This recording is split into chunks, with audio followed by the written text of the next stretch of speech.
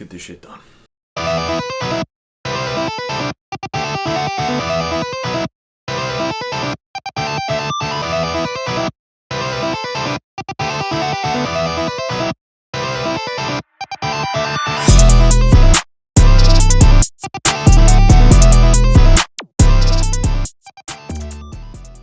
Hello everybody and welcome to the 2023 year in review. As we all know, this year was weird for me personally, and I'm sure everybody, and the channel as well.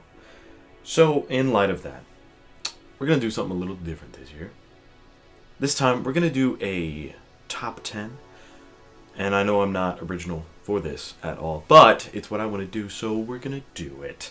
So before we get started, because I don't want to waste any time, we got to get some ground rules out of the way. So I'm going to limit it to 3 things per type. Like, I always do like TV, movies, anime, manga, I don't want more than 3 in a top 10. That's a little excessive. Also with movies, this year I watched a lot.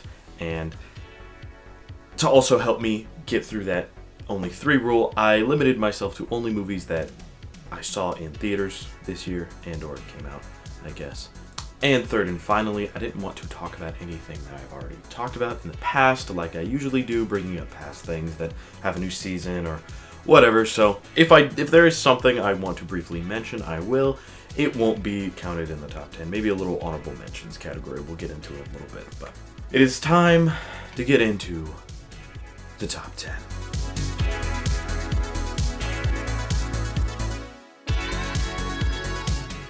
So for our number 10 spot, I want to talk about Spider-Man 2. So a lot of people had a lot of opinions about this game when it first came out, but for me, it was nothing but joy. I understand a lot of the reasons why people had issues, especially big, Venom fans, and I'm a big Venom guy. I get it, but come on, this was fun. People, as they do, get their expectations a little too high or in a skewed way. And then when the final product comes out, they're just not happy with it because they'll never be happy. But for me, Spider-Man 2 was just amazing. Ignoring the story, ignoring the impactful moments, the hellishly fun missions and back-to-back, drama, action set pieces, everything about the story mission. Just ignoring all of that. The pure gameplay and swinging makes me feel like I am Spider-Man. And no piece of media could do anything more for me. That's all I need, is to just feel like Spider-Man. Right there, about 4 Spider-Man posters. Right there.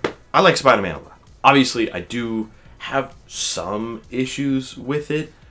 That's why it's at number 10, but nothing that I can't overlook and get 60 hours in it when the story's probably like 19 hours. It's a wonderful game. I appreciate Insomniac being very receptive to everything and coming out with a new update soon, kind of fixing all the things people complained about. I do think it was a little rushed, probably, as most games are nowadays. But there's nothing really you can do about it. It was a good game. It wasn't, broken or unfinished like Cyberpunk or anything. It was just, So, great game, great experience for me, and I loved it. So, I don't care what anybody says.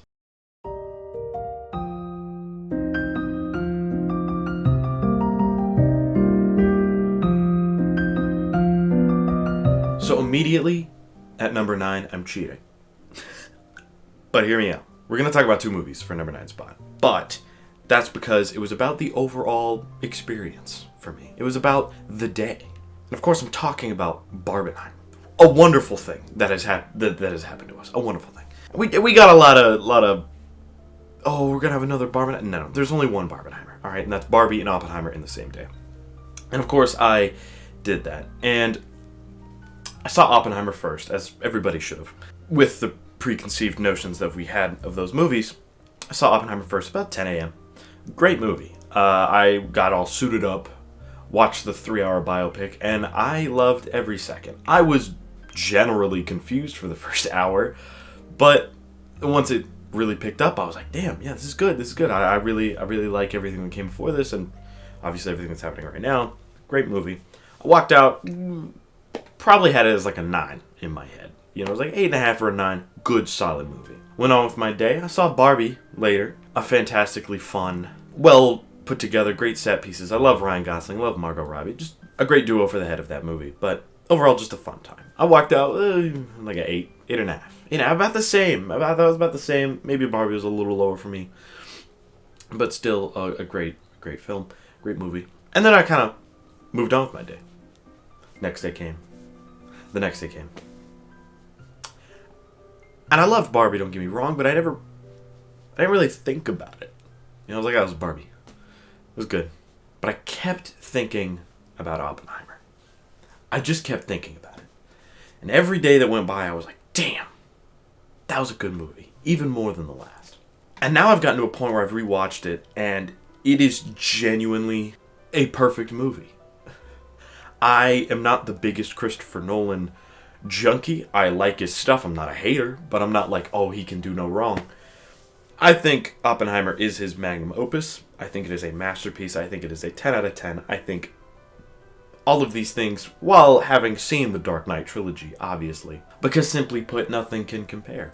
None of Christopher Nolan's movies have sauce like Oppenheimer does. The editing is so sleek. It's so fast-paced, and in that 3-hour movie, you need that. You never really feel like it's dragging. At least for me, I never felt like it was dragging. It's so like breakneck pace, but not in like a weird, throws you off kind of way. The musical score, don't even. Fantastic. The directing, the color, just everything about this movie is so good.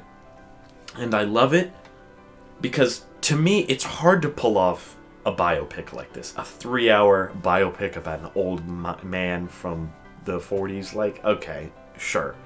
Not only did he pull it off, he pulled it off in an artsy way. Alright? Not many big blockbuster movies can get away with black and white and color for, like, subjective, objective. You know, a great selling point of that movie that I love, one of my favorite parts about it. Not many big-time movies can get that. Not only did it pull that off, not only did it execute on it perfectly, it wrapped it up and it made sense. It worked for the movie. And it was a 3-hour biopic that's about to win an Oscar. That's beautiful. That is a beautiful thing. That's a beautiful thing. So, number 9 at the end of the day goes to Barbenheimer. Mostly Oppenheimer, but I loved Barbie too. It's a package deal.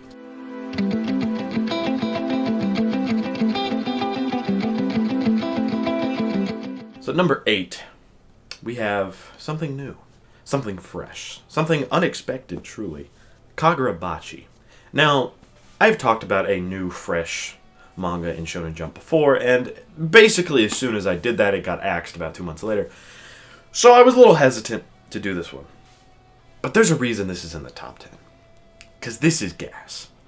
When the first chapter dropped, fall of last year, I think, it was great. It was badass, it was cool, it was slick, it had a style to it.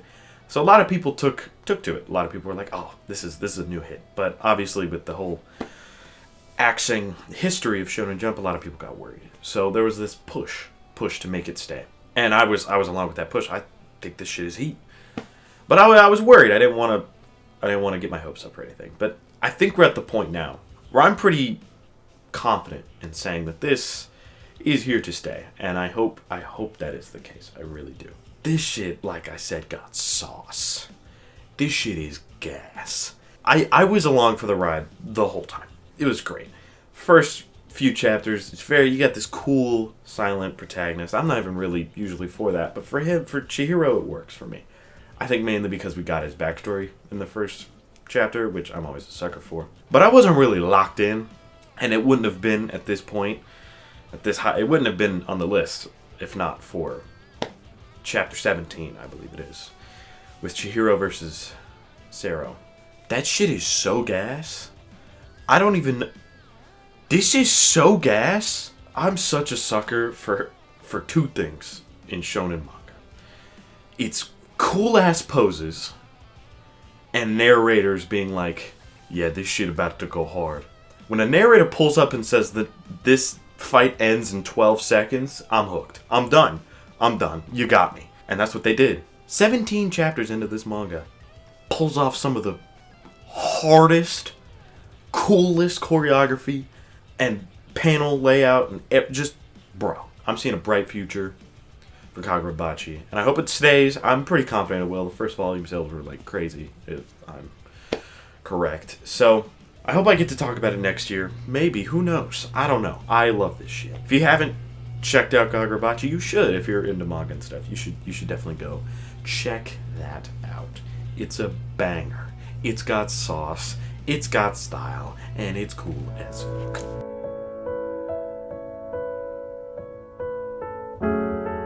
Our number 7 pick this year is something that kind of came out of left field for me.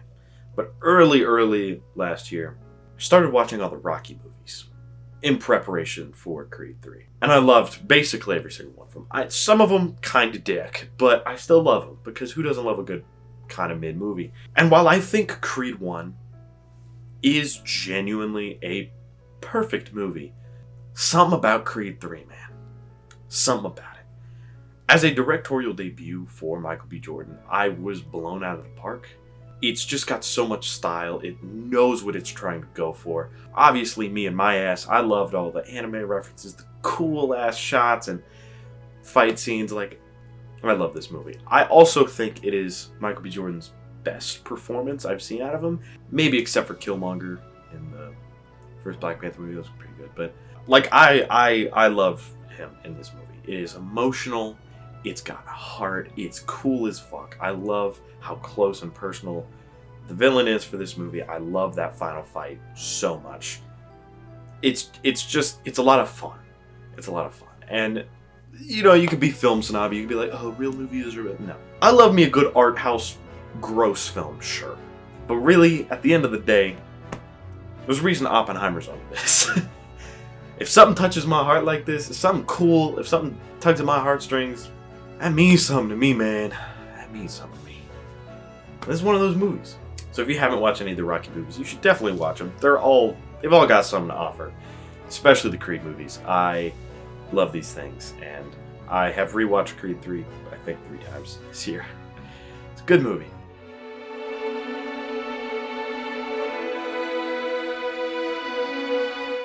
Our number 6 pick this year is, of course, Baldur's Gate 3. Clearly the game of the year. Really no contest, as much as I love Spider-Man. Like, come on. Come on. And when I said that thing about Spider-Man 2, with this whole trend of game companies not releasing games on time, they're trying to rush them out, like all that kind of stuff.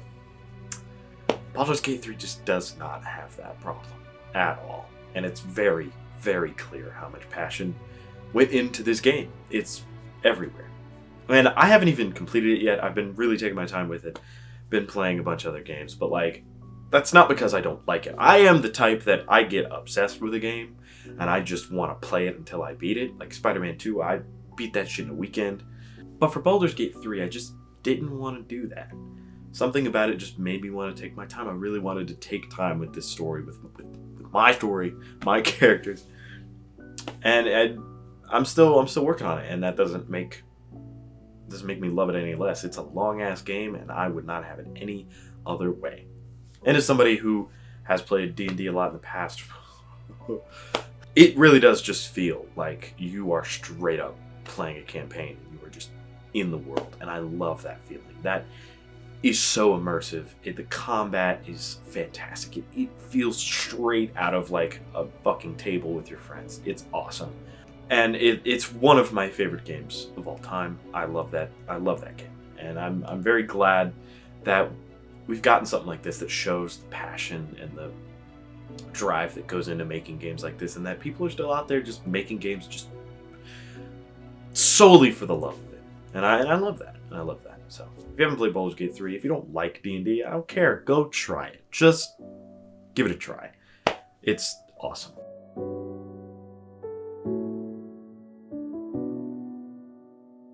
Number 5 this year is something I don't think I've ever actually really talked about on this channel, except I think maybe once in the 2021 video. Attack on Titan wrapped up this year. And it's something I haven't talked about because it's very close to my heart. I've been watching AOT since I was 10 years old, and it came out in 2013. I've been watching it for the past decade. It's been very close to my heart this whole time. And It's not my favorite thing in the world. It's not beating out One Piece or anything, but it's a story that really resonates to me, and for a lot of reasons.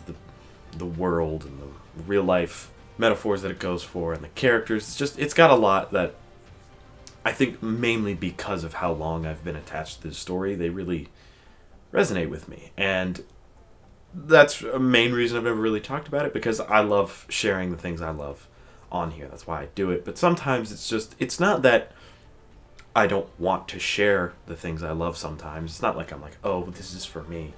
It's more of just, I don't think I have anything I can really say about it. You know, I just love it. And there's nothing I can really add, so I'm just going to kind of sit here with that, you know. However, this year, it came to an end with the anime. And I've never read the manga. I never did. I waited. I waited just like everybody else for the specials to come out for it to end. And I know there's a lot of opinions. I've seen the opinions. But I loved the ending. It was perfect for me. I loved it. And I just, again, I don't really have a lot of things I want to say about it. I mainly just wanted to put this here because I love this story. I think it got some great attention and it got great execution for these final two specials. And I'm so glad that we got that after its rough past with studio changes and seasons and whatever the fuck. But I'm glad it got its end as it deserved. And it was a beautiful story. And I love Attack on Titan. It's hype as fuck, so...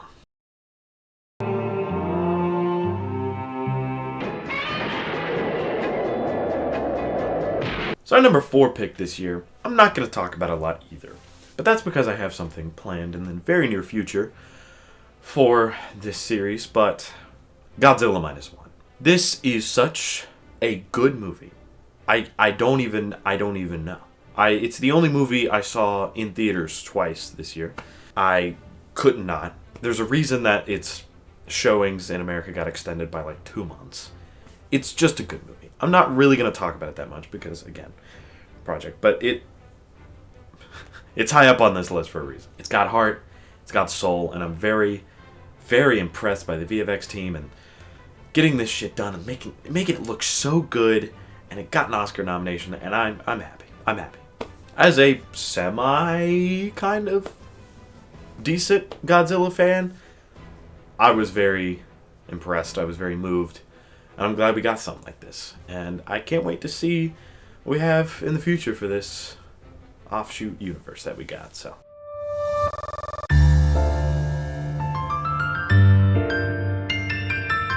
Real quick now, I want to just blast through some things I want to quickly mention. Loki, Season 2, I loved. I didn't really find a place for it. Also, it's a continuation, so I was like, whatever. But I love Loki Season 2. I think it's one of the best things Marvel has put out. It is the best show it's put out. It's one of the best things in general it's put out. Speaking of Guardians 3, I really liked. I love James Gunn. I know, preaching to the choir, but this is a really good movie. It reignited a lot of feelings I had towards Marvel, and it's good shit. It's good shit. Obviously, my mainstays of My Hero, One Piece, and JJK were all great this year. We're seeing genuinely, I think, one of the greatest runs in shonen history. Well, in my lifespan. Because, like, the Final War is gas. Egghead Island is so good. It's so peak. And, of course, Shinjuku Showdown. Like, people, if you don't like this, you just hate fun. You hate fun. We're in the top 3 now. It's the big leagues. It's the stuff that really moved me. It's the stuff that took me by the nuts and dragged me. So you know it's gonna be good.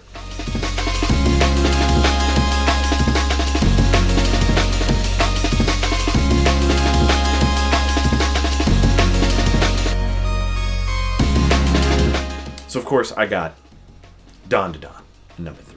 This year I read Dawn to Dawn for the first time, and I caught up right at about the start of, I think, the current arc. So I read it like late in the year, I think end of November. And I read the entire thing in about 2 sittings. It is so good. I want to make a video on Dawn to Dawn so I can really go in depth on why I think it works so well, why I love it. But there's one thing I want to bring up here, and the fact that it's got so much heart, and you can tell that the author of this manga just is having fun. And that's why I love One Piece. You know, and I think that's its biggest comparison I can make. It's like, yeah, it's like a supernatural type. It's got spirits, it's got aliens. Like, you know, it's more of like the occult stuff. But for me, it feels like One Piece. It's got the heart, the backstories. No other backstory has made me feel like some of these since One Piece. And that is such a compliment coming from me, because I hold these One Piece backstories to such a high degree. It's just got so much heart. It's beautiful to look at. It is beautiful to look at. It's got hype moments. The end of the alien invasion arc, oh my god. Some of the best stretch of chapters I've read in a long time. And if you haven't checked out Dissonant, you should. And I'm going to make a video coming up at some point, no promises, talking about it in length because I love this thing. Number 2. I know I said Baldur's Gate 3 was Game of the Year, and it is. It is for sure Game of the Year, 2023, but it is not my Game of the Year. I guess I'm afraid. There is nothing to be afraid of, Mr. Morgan. Take a gamble that love exists and do a loving act. This year, for the first time, I played Red Dead Redemption 2. And I struggled for a long time to try to write down the words, to really express how I feel about this game. But I just can't find them. Because something about games is that you spend a lot of time with them. You spend countless hours, especially with the main character, just sitting there with them. You know, like, I love the Persona games. That's why I love the cast of those games, because you sit there, you spend time with them. Hundreds of hours, right? That's the beauty of games, right? I think. The long-form storytelling that they can provide. And I don't think I've ever seen a game take advantage of that fact quite like Red Dead 2. The story of Arthur Morgan in this game is so powerful, so moving, because you spend so much time with him. And because of the way they play on your instincts as somebody playing this game. Obviously, in games like this, it's by the people who made GTA 5. It's Rockstar. Like, you get into this game, you're going to want to kill people. You just start shooting up shit, bang, bang, whatever. And you do that for a long time. In the story, it makes sense. Like, you want to kill people, you don't want to rob people, whatever. And it takes this slow, tedious approach to slowly not only change your actions, but the way Arthur interacts with people throughout the course of this long game. Where by the end, you are so attached, you are so moved by his growth, by his journey. I lost my mind at the end of Chapter 6. I was so inconsolable. I could not play the epilogue. I just couldn't do it. I ended up getting through the epilogue, and the ending with John killing Micah was beautiful. A fantastic thing. But I can't move on from the fact that I could not bring myself to play that epilogue for God knows how long. I can't get over that fact. Something to move me that much is just incredible. And I love Arthur Morgan. He is now one of my favorite fictional characters of all time. If you haven't played Red Dead, I don't know why you're here. I don't know why I just spoiled you. Go play it. It's also so much fun. Some of the most fun shooting in any game ever. And that's why it's at number 2 here. Because nothing has ripped out my heart and spat on it quite like that ending did. And I love feeling like shit. Number 1 pick. I want you to take a second and guess what it is. Guess. I'll wait with you. I'll wait with you. Time's up. It's J.J. Casey's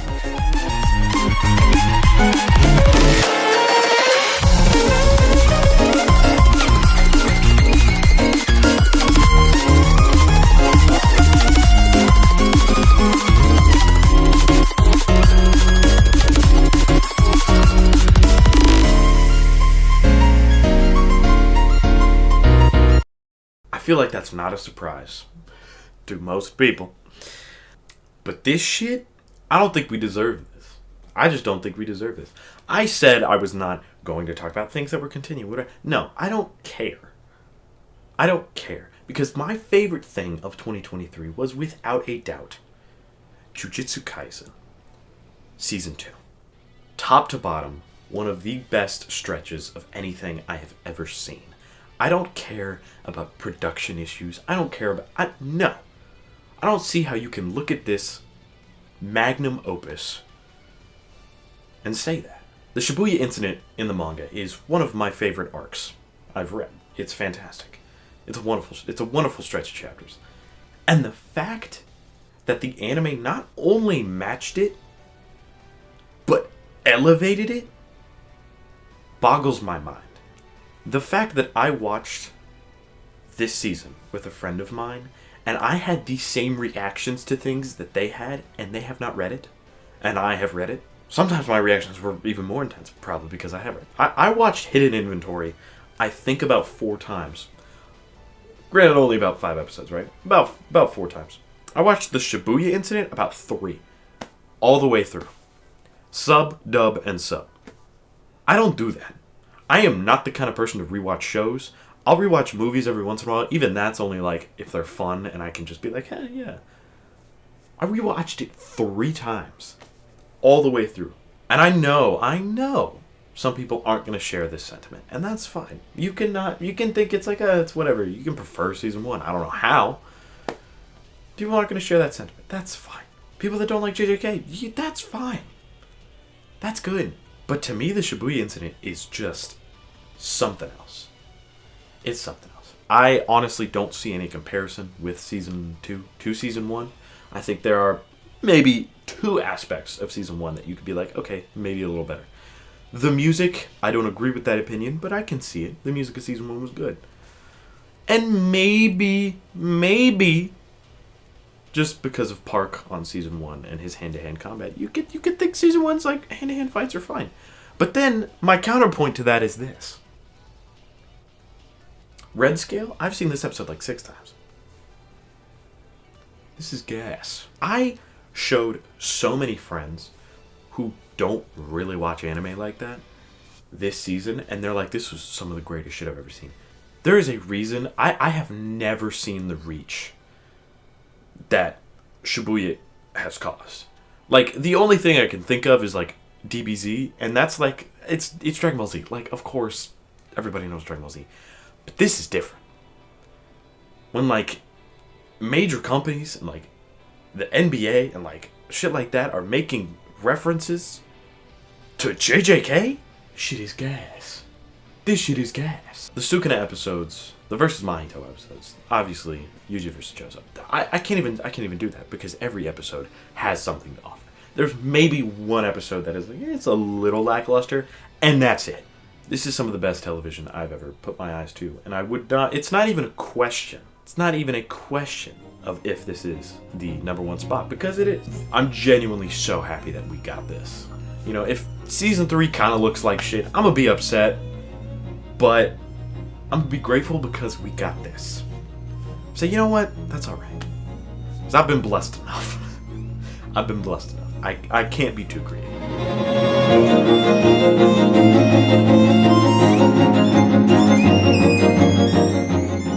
Thank you all for making it to the end of this video. I don't want to get weird, but just wanted to say how much I appreciate you guys watching. And I know it was weird, I know it was different, it's a lot shorter than years past, but I realized something. I went through like 3 versions of this video. One, the usual length of about an hour, and I just wasn't happy with it. And then I went with a second one where I was just kind of rambling, and I wasn't happy with that either. So I came up with this shorter, more concise, more passionate version, and I'm hoping it turns out as well as I think it will, and that you guys appreciate it. Because I realize I love doing this a lot, but as much as I want it to be, it's not my top priority. It can't be, and I keep acting like it is, and it stresses me out. Because I throw away so many scripts, I scrap so many videos after I start them, and that's why I never fucking make videos. That's why they never come out, because I'm always like, eh. So in this next year, I want to not worry about time crunches, time limits, whatever. I just want to make shit that I like. Honestly, with the plans I got going on right now, we might have like 3 big ass videos this year, and that's kind of it. And I hope that's okay with y'all, because I love doing this. I love talking to y'all. Honestly, me talking to a camera mostly, but that's it's a lot of fun. And I hope you guys enjoy whatever I do, whatever I pull out of my ass this year. So just thank you. I hope this past year treated you well, and I hope this next year treats you even better. We got a lot in store. I hope you enjoyed. As always, thank you so much for watching. And I'll see y'all next time.